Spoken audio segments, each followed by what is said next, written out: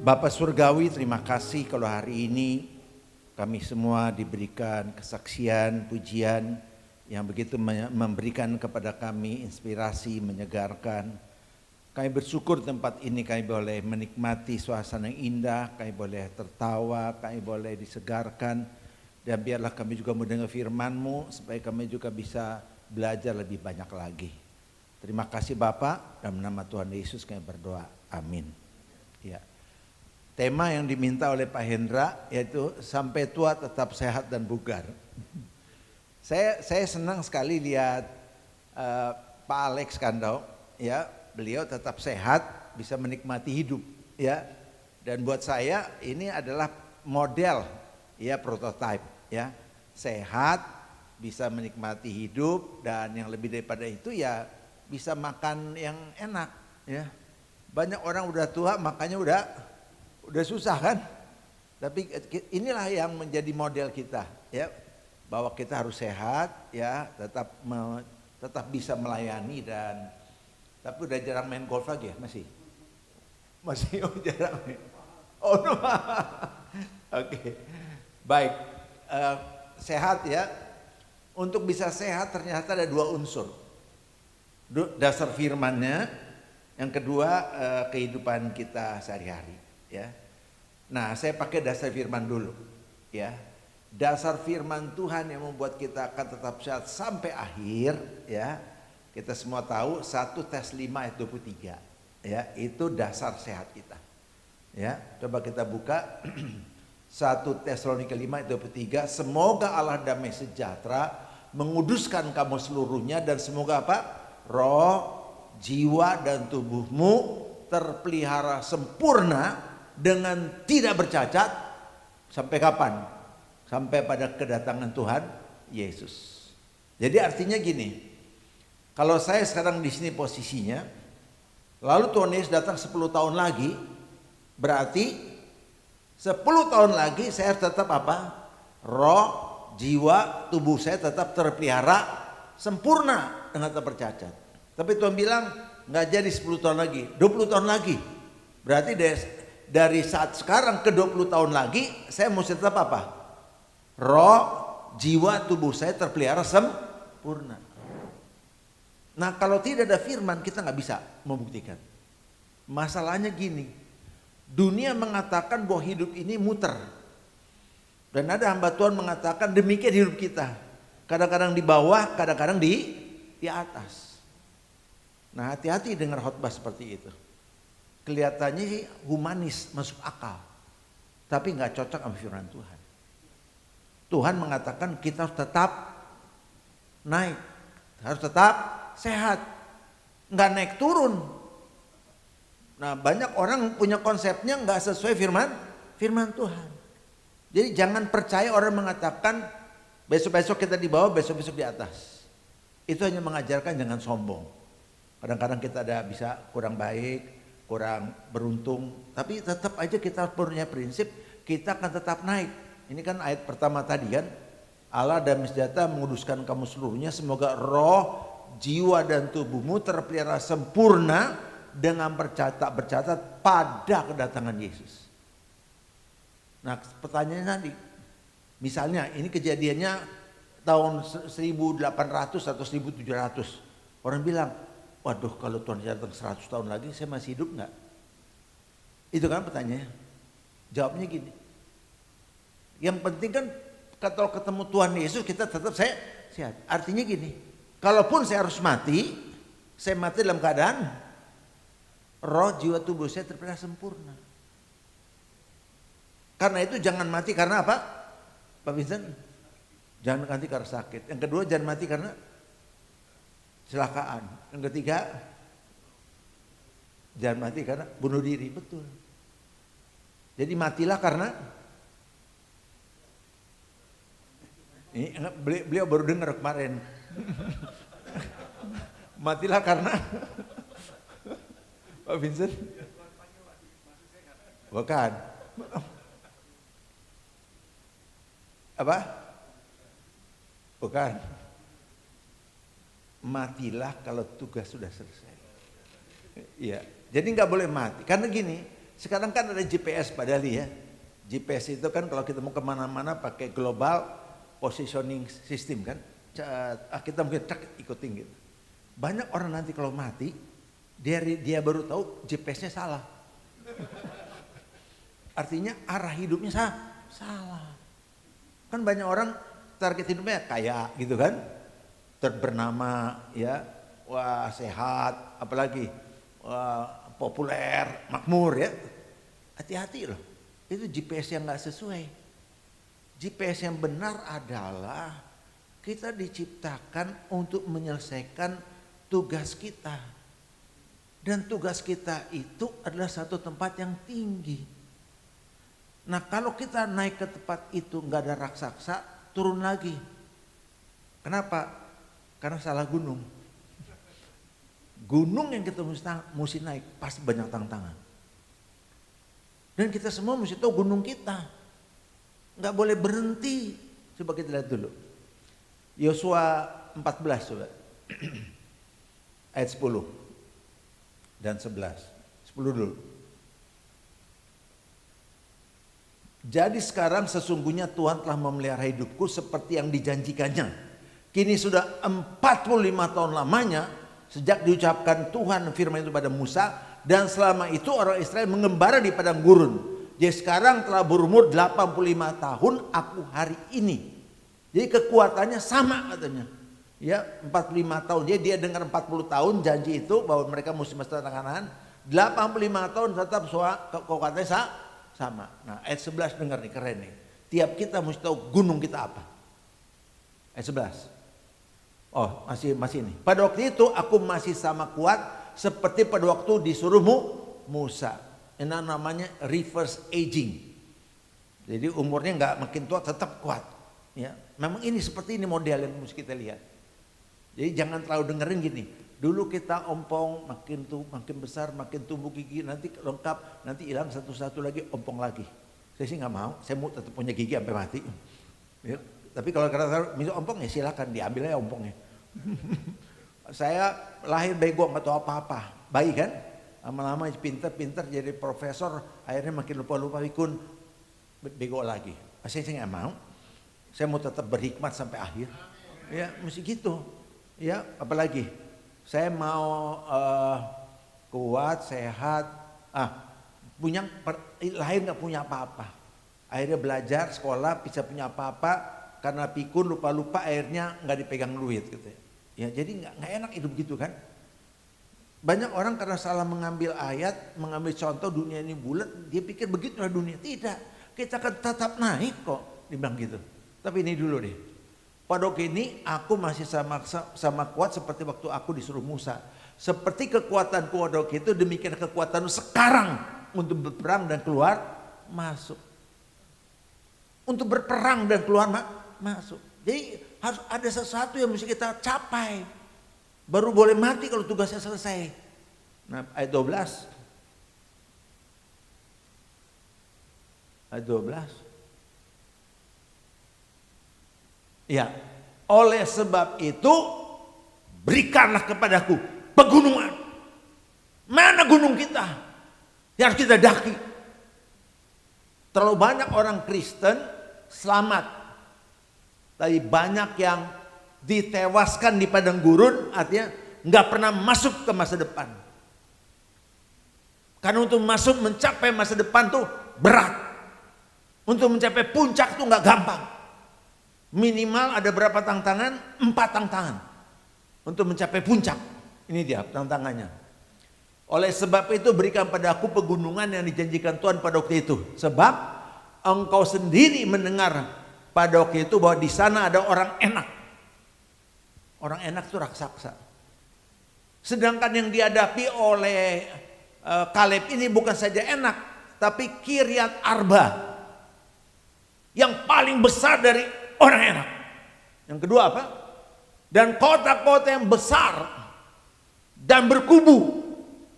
Wow, mungkin Tuhan menyertai aku sehingga aku mengalau mereka seperti firman Tuhan.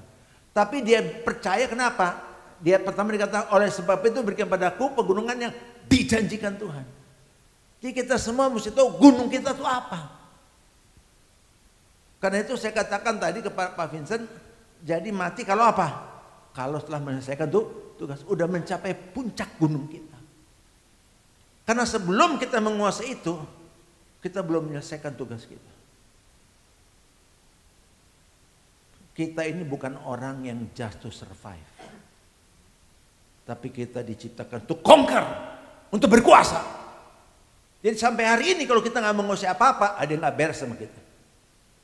Ada yang nggak beres dan tidak ada kata pensiun. Pak Handoyo hati-hati menyebut emeritus. Orang boleh bilang Pak Handoyo emeritus, tapi kita akan dipakai habis-habisan oleh Tuhan. Ya, karena kata pensiun itu kata yang membuat gimana kau udah pensiun nih, begitu. Nggak enak. Kata-kata pensiun itu bahaya. Ya, maka itu saya nggak pernah pensiun. Ya, ya kebetulan memang seorang dokter ya. Dan saya kalau operasi harus bisa berdiri 7 jam. Kalau nggak bisa 7 jam jangan operasi. Ilah, gimana? Nggak mungkin dong pasien udah saya buka. Aduh pegel nih, kram. Kalau nggak tutupin. Operasi belum kelar nggak boleh.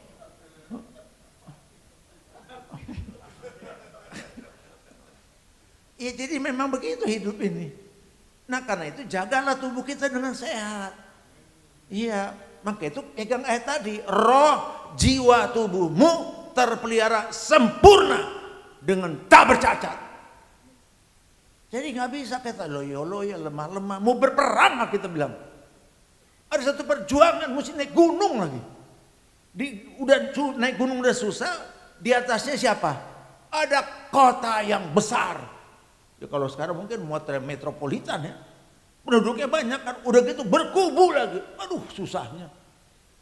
Lalu yang dihadapi siapa? Raksasa lagi. Waduh, lengkap lah. Maka itu kalau kita tidak hidup dengan Tuhan, kita nggak akan bisa apa-apa. Jadi ingat ya, kita harus bisa berkata, saya harus menguasai sesuatu. Dan sesuatu yang memang ditunjukkan Tuhan. Ya. Mari kita lihat ayat dasarnya. Kita lihat dulu. Kejadian 1 ayat 26. To conquer, not just to survive. Jangan bilang, wah yang penting saya bisa bertahan hidup udah bagus. Salah. Kita bukan untuk bertahan hidup. Dikatakan demikian. Berfirmanlah Allah, baiklah kita menjadikan manusia menurut gambar rupa kita supaya mereka berkuasa. To conquer. Atas ikan-ikan di laut dan burung di udara, dan atas ternak, atas seluruh bumi dan segala binatang melata merayap di bumi. Ini tugas kita. Jadi jangan menghindar. Gunung mesti ditarik, mesti dindaki. Memang nggak gampang. Naik gunung itu, makanya saya bilang kalau di atas gunung nggak ada raksasa, salah gunung. Mau nggak mau kita mesti sehat. Ya. Ya gimana kalau saya nggak sehat? Saya mesti memimpin rumah sakit UKI sampai umur 75 tahun. Sekarang bentar lagi 74. Gimana kalau saya lagi rapat tadi? Pak ini mah, oh ya lupa ya, belum bayar gaji ya, lupa.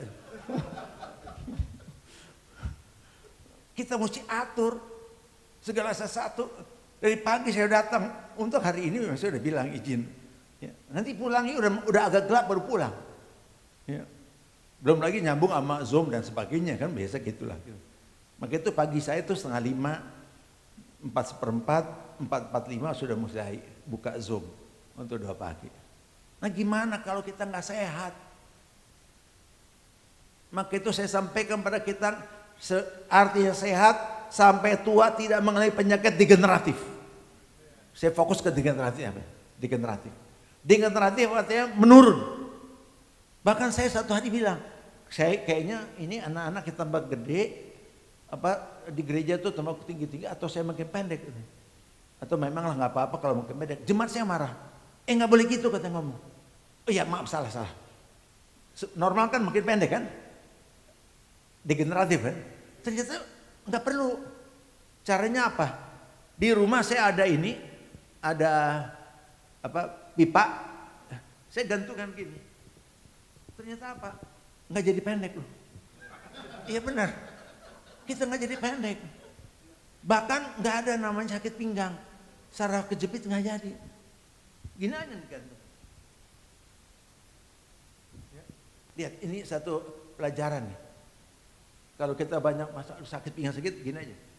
Tarik tuh semuanya. Ya paling lama 1/4 jam. Tapi pertama-tama 5 detik juga udah bagus. Ya. Baru 10 detik, itu jadi makin sehat. Ya. Nah jadi nomor 1, jangan sampai kita pikun.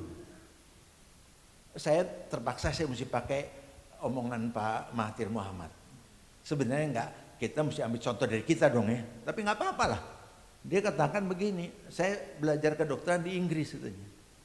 Jadi dia bilang, saya diajarin kalau otak nggak dipakai, saya cepat lupa, mengecil. Otot juga kalau nggak dipakai, mengecil. Jadi tiap hari saya di rumah sakit 20 kali push up dan 30 kali kayak begini. Terus, jadi badannya enak. Otot nggak dipakai kecil. Maka itu nggak pernah yang namanya yang nenek-nenek, kakek-kakek patah tulang di gips, nggak pernah. Kalau dia di gips itu apa yang terjadi? Atropidisius, ototnya mengecil. Lama-lama kenapa jadi nggak bisa ngangkat gitu? Nggak pernah, langsung dioperasi supaya langsung bisa gerak.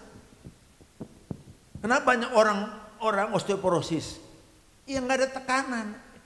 Minimal kita kalau dari duduk berdiri nggak boleh duduk ini, nggak boleh duduk. Pegangin. Di masa tua nggak boleh ada kiri kanan nuntun. Ya, kiri kanan nuntun itu pegangan. Itu Dr. Henry bilang bagus sekali itu. Kita minimal bisa ngurus badan kita sendiri. Tidur juga jangan pegangin. Tangan kita, makanya itu kenapa saya suruh usah semua pasien saya. Banyak datang pasien sakit-sakit ini. Ibu dulu olahragawan, iya. Udah saya nggak kasih obat. Loh, saya perlu obat. Obatnya apa dong? Ibu mulai olahraga lagi, kembali. Saya nggak tahu benar apa enggak ya. Ada foto Rudi Hartono, ditulis gitu, kakinya dipotong, juara 7 kali. Nggak benar ya? Salah ya? Oh itu bahaya tuh. Ditulis juga kaget tuh. Rudi Hartono juara 7 kali. Kakinya kena. Saya sih nggak mau sebarluaskan foto itu. Karena saya mesti tahu dulu kan. Tapi dia sakit jantung iya. Karena apa? Biasa olahraga terus berhenti. Itu bahaya sekali. Jadi tolonglah. Jangan sampai kita antar sesama hamba Tuhan. Bro, udah berapa ringnya? Jangan gitu ngomongnya. Duh, itu benar-benar nggak tahu hidup sehat itu. Iya. Jangan gitu. Oh saya udah 7 lagi bangga lagi. Aduh. Artinya apa? Nggak ada olahraganya dia. Dan saya setuju dengan Pak Henry di video ini bang. Jalan kaki 30 menit nggak cukup. Olahraga mesti ada 3 macam. 1, jalan pagi itu jantung paru. Yang kedua adalah weight training, itu anaerob. Yang begini-begini aja 50 kali gitu. Maka itu kalau di rumah sakit nggak pernah saya naik lift, 2 tangga naik. Mereka bingung, nggak apa-apa saya bilang. Badan mesti dilatih untuk kerja keras. Otak juga mesti dipakai untuk berencana, bikin terobosan ini, buka ini. BPJS belum dibayar, gimana caranya kan? Segala macam. Habis sekarang rumah sakit rata-rata dari umum daerah itu BPJS kecuali yang kelas-kelas yang lain lah itu. Itu nggak berlaku BPJS walaupun bisa dipakai BPJS. Iya dia sibuk kenapa akreditasi? Mesti lulus paripurna. Lulus sekarang akreditasi lagi rumah sakit pendidikan utama. Aduh, pemerintah tuh bikin aturan enak aja.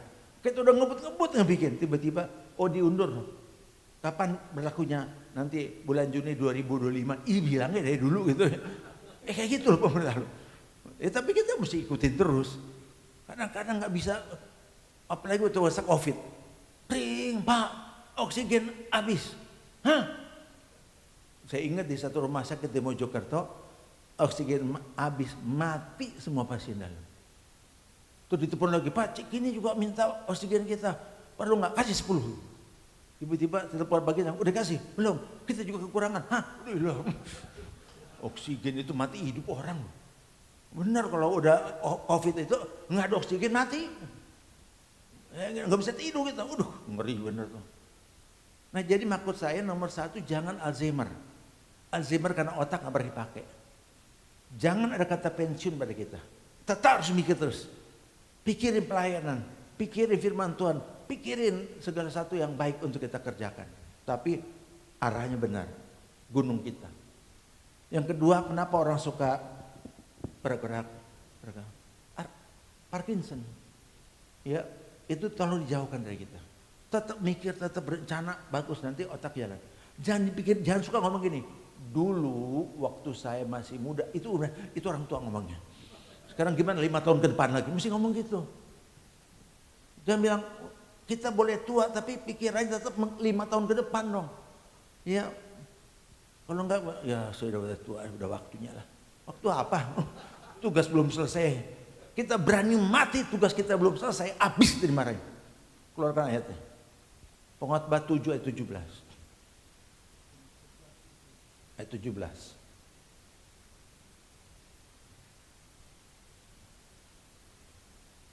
Pengkhotbah 7 ayat 17. Janganlah terlalu fasik, janganlah bodoh. Mengapa engkau mau mati sebelum waktumu? Jangan berani mati kalau tugas belum selesai. Bodoh nih orang udah mati lagi tugas belum kelar, gituin om. Jadi mati pun mesti tahu caranya. Bukan sudahlah waktunya. Waktu apa? Kelarkan dulu tugas katanya. Jadi kita mesti tahu GPS kita jangan salah. Menjadi orang yang berkuasa, yang ditetapkan Tuhan untuk menguasai gunung apa. Jangan main cuma di lereng doang. Nggak capek di lereng. Yang nanjak doang yang keren. Ya, di atas, begitu di atas baru kita bisa pengaruh. Kalau kita di bawah beda kalau dengan di atas. Di atas kita bisa melihat banyak kerajaan. Di bawah kita nggak bisa lihat. Maka itu kenapa Yesus dibawa ke puncak gunung untuk melihat semua kerajaan dunia ini. Aku berikan padamu, kata iblis, asal engkau menyembah aku. Yang Tuhan mau nggak begitu. Yang Tuhan mau kita yang kasih kerajaan itu kepada Tuhan. Ya, maka itu kuasai kerajaan dong supaya kita bisa kasih kepada Tuhan. Coba keluarkan dulu ayatnya. Wahyu coba 5 ayat 12. Anak domba itu harus menerima apa yang masih kita perjuangkan. Katanya dengan suara nyaring, anak domba yang disembelih itu layak menerima apa? Kuasa. Kuasa di bidang apa? Pemerintahan. Kedua apa? Kekayaan. Kekuasaan di bidang bisnis. Hikmat. Kuasa di bidang pendidikan. Apalagi kekuatan. Wah ini banyak orang nggak tahu. Kalau masa kampanye ini yang paling hebat. Kekuatan di bidang media. Hormat, ini bicara tentang keluarga. Kemuliaan, ini bicara gereja. Puji-pujian, ini bicara entertainment. Ini yang mesti kita kasih untuk menerima dari kita. Jadi jangan mati kita ngasih apa-apa kepada Tuhan. Gunung kita kasih dong. Perjuangan kita. Ini kekuasaan yang Tuhan beri kepada aku. Aku telah menguasainya. Ini Tuhan, aku berikan padamu. Jangan mati. Kasih apa? Apa ya? Belum dapat nih. Oh, keluar kata-kata bodoh. Maka itu sekarang saya kalau ada orang meninggal jarang sekali pakai Pengkhotbah 3 ayat 11. Coba keluarkan Pengkhotbah 3 ayat 11. Dulu saya nggak ngerti ayat ini. Saya bilang segala satu indah pada waktunya. Jadi kalau bapak ibu meninggal itu indah, itu waktunya Tuhan. Ntar dulu. Oh, mana? Pengkhotbah 3 ayat 11. Ia membuat segala satu indah pada waktunya. Ini jangan diobral kalimat ini ke orang yang meninggal. Udah indah pada waktunya. Nggak usah khawatir. Nanti udah kita mati juga baru kita tahu kenapa dia meninggal. Jangan gitu. tanya dulu, Bu, Bapak kenapa meninggal? Tanya gitu tuh. Iya Pak, saya nggak enak ngomongnya. Kenapa Bu? Meninggalnya di mana? Di hotel. Oh di hotel. Oh. Sama siapa? Ya nggak tahu katanya. Udah nggak enak kan meninggal di hotel. Ya bisa aja kan meninggal di hotel. Tapi jangan, kenapa ketahuan? Nggak keluar-keluar, udah 2 hari dibuka, ya begitu. Dan sebagainya, kan nggak enak. Atau tanya lagi, Ibu, anak Ibu kenapa meninggal? Ya sudah bilang jangan pakai, tadi dipakai terus. Apa Bu? Narkoba. Oh, terus jangan coba-coba kita pakai ini. Indah pada waktunya. Itu mati konyol, jangan dibilang indah pada waktunya. Mati konyol, dia bilang indah pada waktunya. Teman-temannya, jadi teman-temannya narkoba bilang, oh kalau gitu matilah kita dalam keadaan overdosis. Kata indah pada waktunya. Kita yang ngaco loh gitu. Ya. Oke, sedikit lagi ya. Jadi selain kepala ya, selain otak, Alzheimer dan Parkinson, yang kedua mata. Hindari namanya katarak. Ya, katarak itu di Indonesia banyak. Kenapa? Katarak itu karena matahari yang keras, ultraviolet merusak kornea kita menjadi kabur. Proteinnya rusak. Maka itu kalau kita keluar selalu usahakan pakai kacamata yang anti UV, jadi nggak ke dalam. Walaupun nggak terlalu, pakai aja nggak apa-apa. Ya. Yang ketiga, tolong osteoporosis. Angkat beban, badan kita angkatnya gini. Ini udah nggak usah repot-repot angkat beban. Ke gym boleh kalau mau, tapi ini aja udah bagus. Ya. Di mobil saya ada ini, gitu. Jadi ini bebannya angkat ketarik semua, otot kuat nanti. Apalagi kalau push up lebih bagus lagi. Ya 20 kali aja, rutin aja. Kalau 30 kali saya ini. Lalu apa lagi? BPH, prostat. Ya. Siapa yang sudah bangun satu malam lebih daripada 2 kali, saya kira harus segera diobatin. Mengapa? Kita tuh mesti malam tidur nyenyak. Kan waktu kita tidur, hormon melatonin merubah sel-sel yang rusak diganti sama yang baru. Sehingga waktu bangun kita segar. Namanya regenerasi sel. Tapi kalau kita bangun-bangun terus, sel melatonin yang melakukan regenerasi sel nggak berfungsi setengah tua, setengah muda. Ya, lama-lama makin tua makin tua. Ya. Tapi kalau kita tidurnya cukup, ya makannya baik, kita makin orang bilang, loh kok you nggak berubah ya? Kenapa? Regenerasi selnya bagus. Ya, itu penting. Nah, jadi ya khususnya bapak-bapak ya, yang sudah mengalami disfungsi ereksi. Tahu kan disfungsi ereksi? Ya, bahasa saya impoten. Itu banyak hubungan sama sakit jantung. Jadi kalau orang disfungsi ereksi, cek dulu jantungnya. Ya, jangan makan obat. Obat itu banyak hubungan sama jantung. Kayak pil biru itu, ya itu sebenarnya obat jantung, tapi waktu dipakai sama orang, kok jadi berdiri dia. Jadi obat berdiri, obat ereksi. Ya, jadi banyak hal dalam hidup ini yang kita nggak tahu bahwa disfungsi ereksi atau impoten akibat dari fungsi jantungnya nggak bagus. Dia bukan obatin jantungnya, dia obatin bawahnya. Ya akhirnya apa yang terjadi? Serangan jantung. Jadi hati-hati. Ya. Kita mesti bisa tetap dong sehat. Ya enak loh hidup sehat. Ya. Dan pegang ayat ini ya.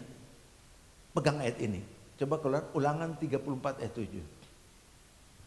Ini saya pegang ayat ini. Dan saya hidupi, maka itu saya bernyanyi,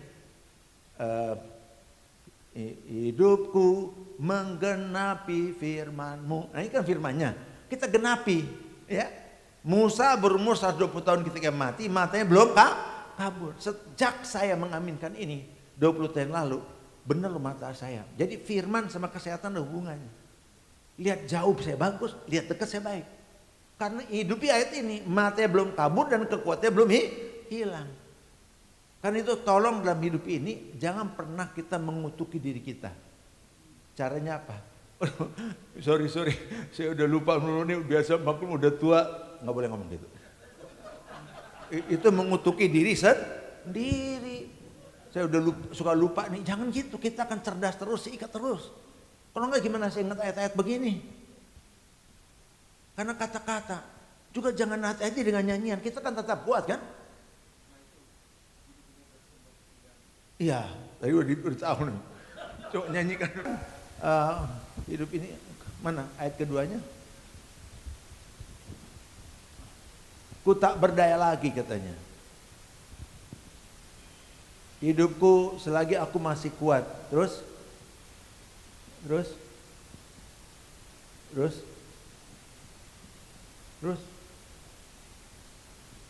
kurang. Ya. Iya. Tapi dikasih pengertian nanti yang itu salah lagunya gitu loh. Kenapa? Karena ya lagunya hidup ini Tuhan pakailah hidup ini selagi aku masih kuat, kan diganti memang tetap kuat kan. Terus bila saatnya nanti ku tak berdaya lagi, itu ada di ICU kan, hidup ini sudah jadi berkat gitu. Jangan dong ya. Jadi memang kadang-kadang kita nggak sadar ada seorang tokoh di Alkitab juga mengutuki dirinya. Ya, namanya siapa? Ayub. Coba kita lihat Ayub 3 ayat 1. Kita jangan kutuki diri kita akan sehat sampai akhir. Ya. Ayub 3 ayat 1. Sudah itu Ayub membuka mulutnya dan mengutuki hari kelahirannya. Aduh. Ayat 2. Maka bicara Ayub terus 3. Biarlah hilang lenyap hari kelahiranku. Dan malam yang mengatakan seorang anak laki-laki telah dalam kandungan. Bilang, biarlah itu menjadi kegelapan. Jangan kiranya Allah yang di atas mengiraukannya dan janganlah cahaya terang menyinarinya. Ngeri banget. Dia kelihatannya kesal juga kan, semua keluarga hilang. Akhirnya dia ngutuk gini, mendingan saya gak pernah lahir. Tapi untunglah akhirnya dia mengenal Tuhan. Semua ini membuat dia untuk mengenal Tuhan dengan baik. Dahulu aku mendengar engkau dari kata orang saja, tapi sekarang mataku sendiri memandang engkau. Ya, jadi harapan saya dan doa saya kita semua tetap kuat dan sehat. Ada pesan terakhir. Bagaimana kalau sampai ada kecacatan? Kalau masih kuat bisa kan kita? Pak Heriadi, gimana kalau orangnya cacat? Orangnya cacat kan tetap sehat, sempurna dan tak bercacat. Gimana jalan keluarnya kalau ada kecacatan?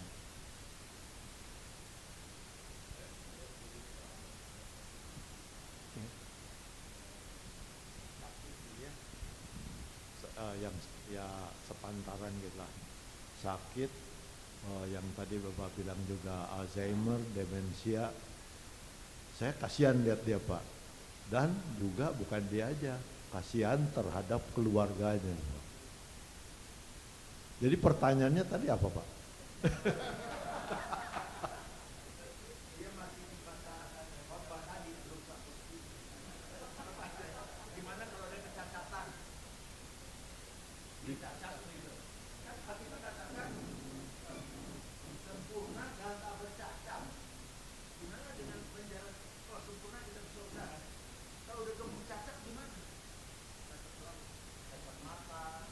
Ya harus menerima keadaan kali Pak.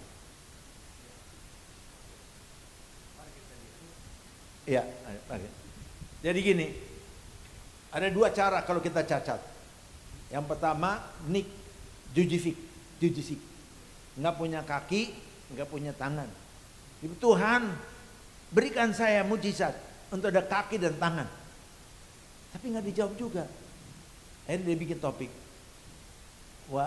Dia bilang gini, walaupun saya tidak mengalami mujizat, tapi saya telah jadi mujizat bagi banyak orang.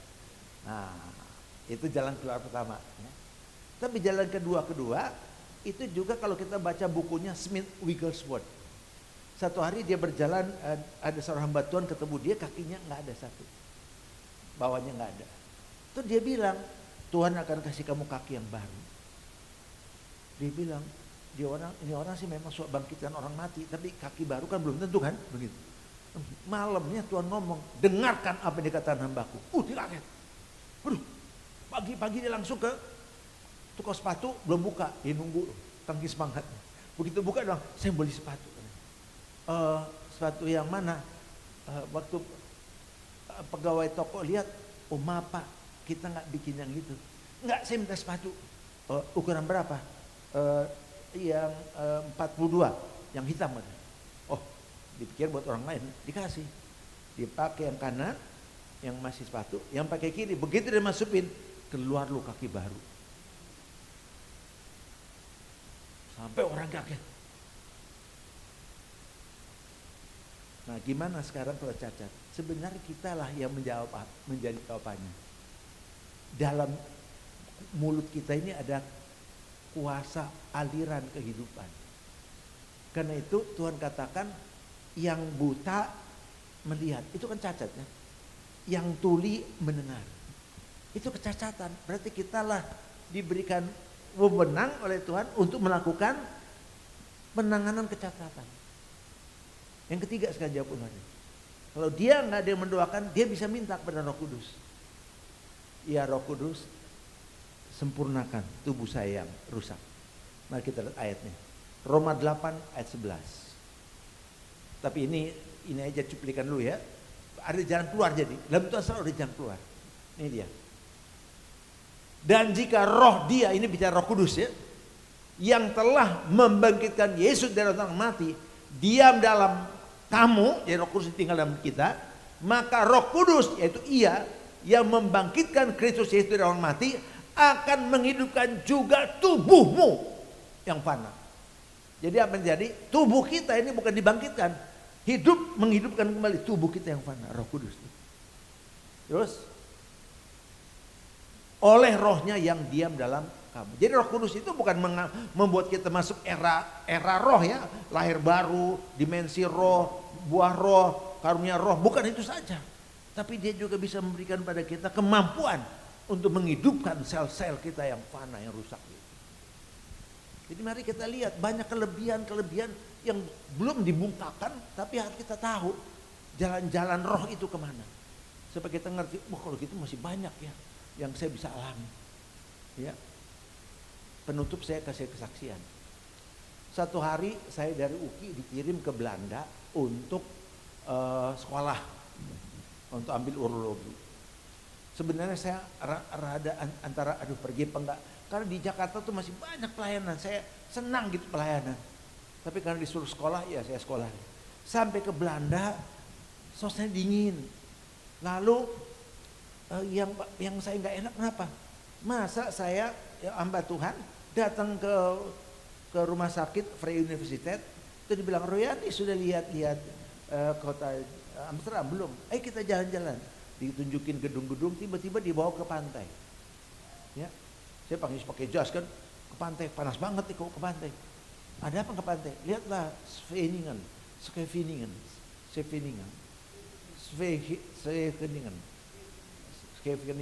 ya.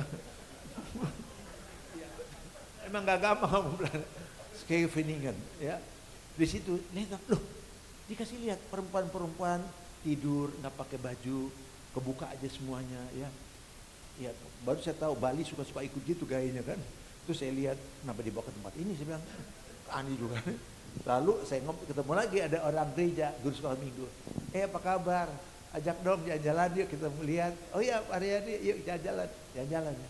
Sore ya, sore saya diajak mana ke Saidek. Saidek itu tempat pelacuran. Saya datang ke situ, dikasih lihat tuh etalase Saidek. Dikasih lihat etalase perempuan-perempuan. Ini gimana guru sekolah minggu kok ngajaknya ke tempat begini sih? Aneh loh.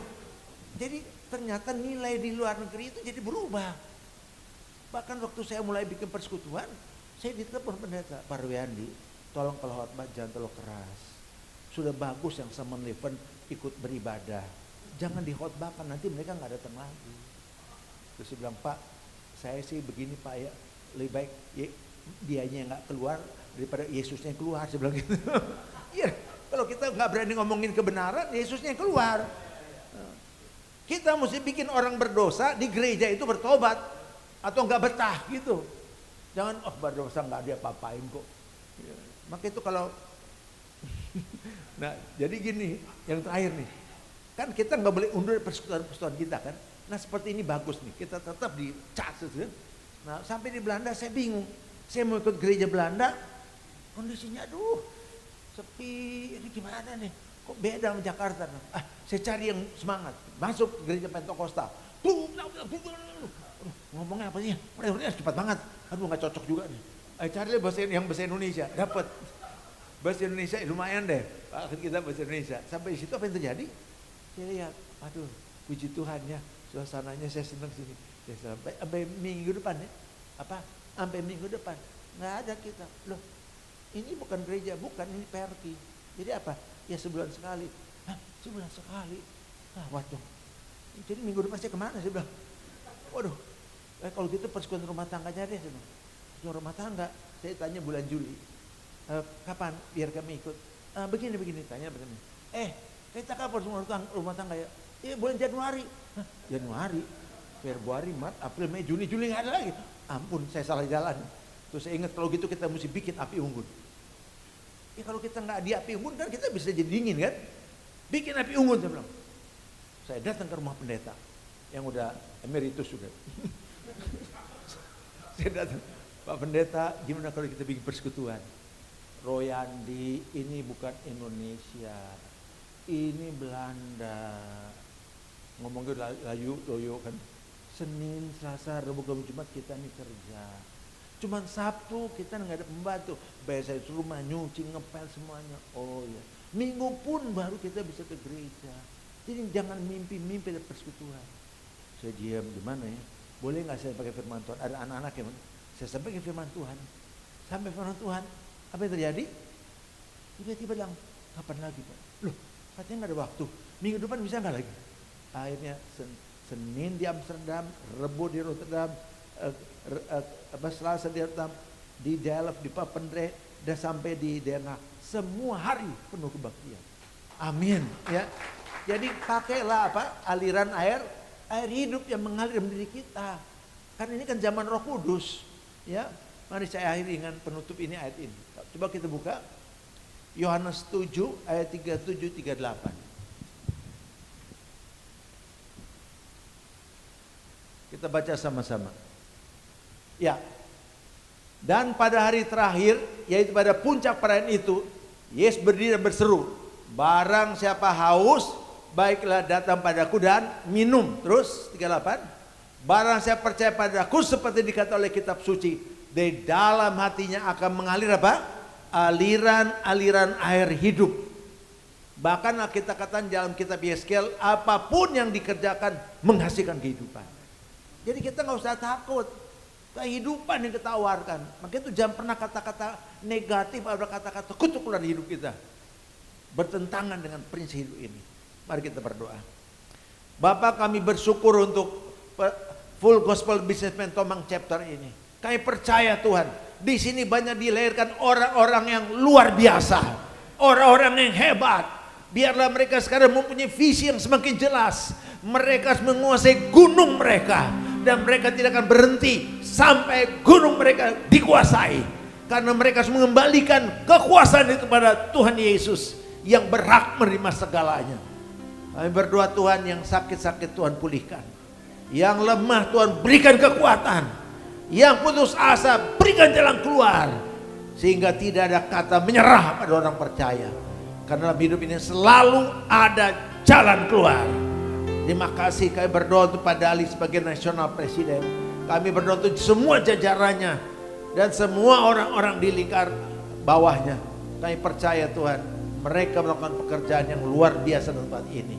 Mereka memenangkan jiwa-jiwa, mereka membangun roh manusia yang lemah, dan mereka juga dipakai sebagai alat kerajaan Allah. Hamba berdoa, kuasailah gunungmu masing-masing. Dalam nama Yesus kami berdoa. Amin.